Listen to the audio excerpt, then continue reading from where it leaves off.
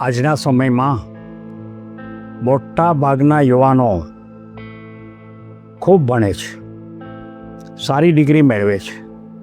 કદાચ આપણે કલ્પના ન કરી શકાય એટલી ઊંચી વિદ્યા પણ પ્રાપ્ત કરે છે, બુદ્ધિનો પણ વિકાસ થાય છે, પણ એના જીવનમાં શિસ્ત અને ચારિત્રનો વિકાસ થતો હોતો નથી.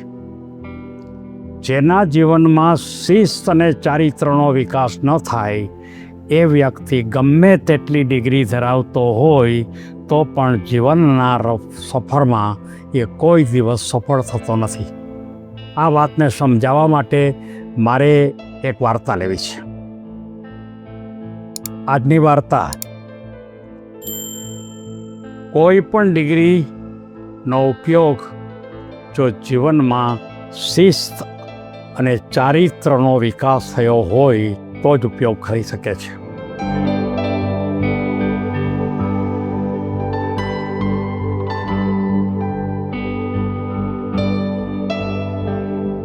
એટલે કે એમ કહેવામાં આવે છે કે આજના શિક્ષણની સાથે ચારિત્ર અને શિસ્તનું શિક્ષણ દાખલ કરવું પડે.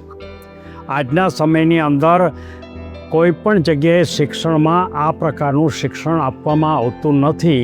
એ વાતને સમજાવવા માટે મારે એક રાહુલ નામના વિદ્યાર્થી માટેની મારે વાત કરવી છે. રાહુલ હોશિયાર, તાકાતવાળો, ખૂબ ભણ્યો, પોતાના મિત્રો સાથે પણ એક ગ્રુપ બનાવ્યું. ગ્રુપમાં પણ બધા બુદ્ધિશાળી હતા અને ખરેખર ઉચ્ચ કક્ષાની એણે ડિગ્રી પણ લીધી અને સાથોસાથ એ ક્લાસ 2 અને ક્લાસ 1ની પણ પરીક્ષા માટેની તૈયારી કરતા હતા અને એમાં ક્લાસ 2માં એ પાસ થઈ જાય છે અને એ જુદી જુદી જગ્યાએ ઇન્ટરવ્યૂ આપવા માટે જાય છે. પણ ઇન્ટરવ્યૂમાં એને કોઈ પસંદ નથી કરતા.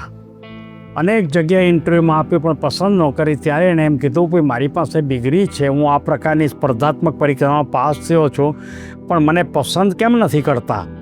ત્યારે એક એના બહુ મોટા તત્વચિંતક એના પોતાના એક સગા હતા, એને જઈને એમ કહે છે કે મારી ભૂલ ક્યાં થાય છે? એટલે એણે એમ કીધું કે તારી પાસે ડિગ્રી છે, તારી પાસે સ્પર્ધાનું સર્ટિફિકેટ છે, પણ તારી પાસે શિસ્ત અને ચારિત્રનો અભાવ છે.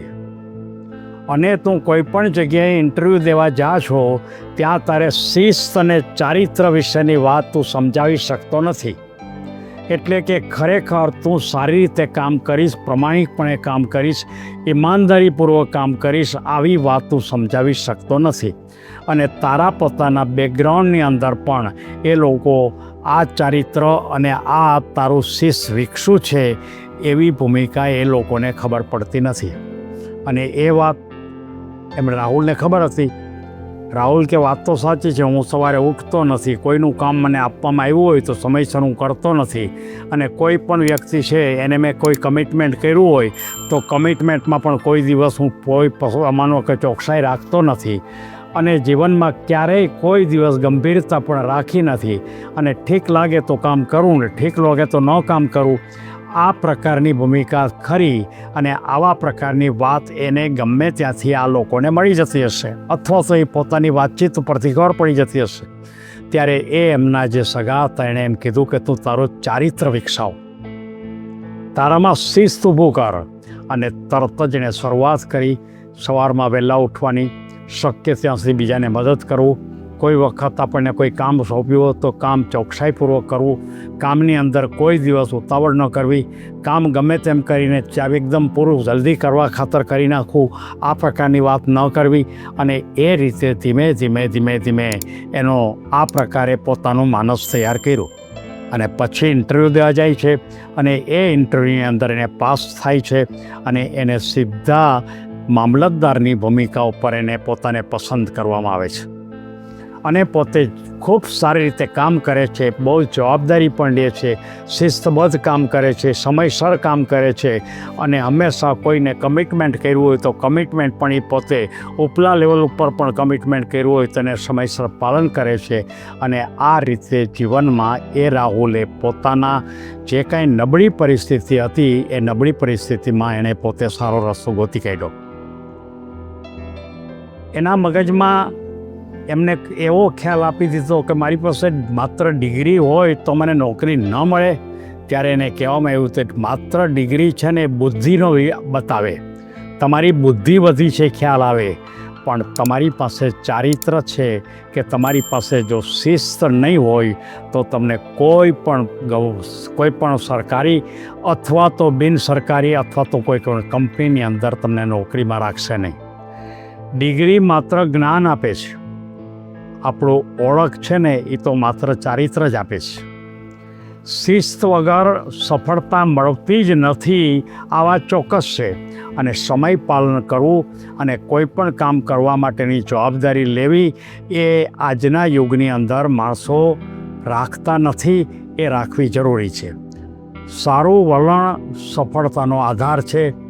દરેક યુવાને અભ્યાસ ચોક્કસ કરો, સારી ડિગ્રી પણ મેળવો, માર્ક પણ મેળવો, પણ સાથોસાથ તમે ચારિત્ર અને શિસ્તનું શિક્ષણ પણ લો.